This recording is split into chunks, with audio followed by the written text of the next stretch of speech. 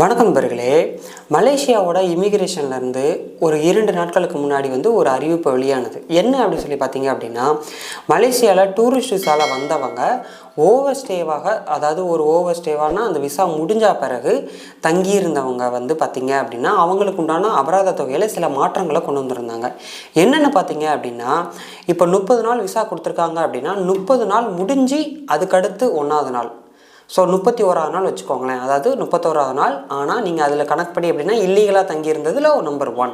So அந்த 1ஆம் தேதியிலிருந்து 30ஆம் தேதி வரைக்கும் தங்கியிருக்கீங்க அப்படின்னா, 30ஆம் தேதினா 30 நாள் தங்கியிருக்கீங்க அப்படின்னா ஒவ்வொரு நாளுக்கும் 30 வெள்ளி கணக்கு பண்ணி, இப்போ ஒரு ஜஸ்ட்டு பார்த்தீங்க அப்படின்னா ஒரு 20 நாள் நீங்கள் ஓவர் ஸ்டேவாக தங்கிட்டீங்க அப்படின்னா ஒரு நாளைக்கு 30 வெள்ளி கணக்கு பண்ணி 600 வெள்ளி நீங்கள் கணக்கு பண்ணி நீங்கள் அதில் ஃபைன் பேமெண்ட் கட்டிங்க அப்படின்னா ஸ்பெஷல் பாஸ் கொடுத்துருவாங்க, நீங்கள் ஊருக்கு போயிடலாம்.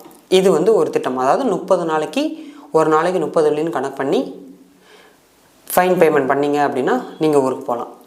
இதுவே 2 மாதம் தங்கிட்டீங்க, ஓவர் ஸ்டேவாக 2 மாதம், அதாவது 60 நாட்கள் தங்கிட்டீங்க அப்படின்னா 31வது நாளில் இருந்து 60 நாள் வரைக்கும் உங்களுக்கு எவ்வளோ ஃபைனுன்னு சொல்லி பார்த்தீங்கன்னா மொத்தமாக 1000 வெள்ளி கட்டுங்க அப்படின்னு சொல்லியிருக்கிறாங்க. சரிங்களா?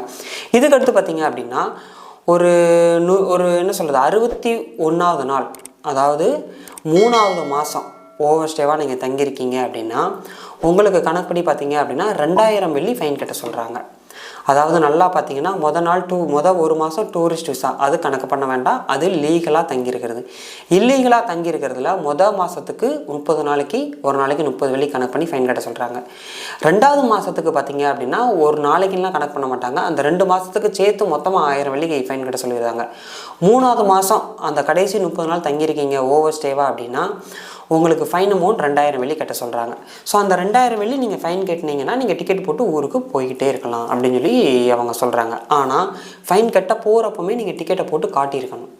இதுதான் அந்த இதில் முக்கியமான விஷயம். சரிங்களா? ஸோ இதில் இன்னொரு விஷயம் என்னன்னு சொல்லி பார்த்தீங்க அப்படின்னா, இந்த திட்டம் இப்போ தான் அறிவிச்சிருக்காங்களான்னா இல்லை, இது ஏற்கனவே இருந்த திட்டம் தான். இது ஏற்கனவே இருந்த திட்டம். இப்போ அதை திரும்பவும் அதை கொண்டு வர்றாங்க, வேறு ஒன்றுமே கிடையாது. இந்த அபராத தொகையை முந்தி ஏர்போர்ட்லேயே போயிட்டு ஃபைன் கட்டி நிறைய பேர் ஊருக்கு போயிருக்கிறாங்க. ஓகேவா? ஸோ ஏர்போர்ட்லேயும் ஃபைன் கட்டி இது போயிருக்கிறாங்க. இப்போ நீங்கள் இமிக்ரேஷனில் போய் ஃபைன் கட்டணும். ஏர்போர்ட்டில் கட்டாமல் நேராக இமிக்ரேஷனில் போய் கட்டினீங்கன்னா நீங்கள் ஊருக்கு போய்கிட்டே இருக்கலாம். இதுக்கும் பொது மன்னிப்புக்கும் சம்மந்தம் இருக்கா அப்படின்னு சொல்லி கேட்குறாங்க நிறைய பேர்.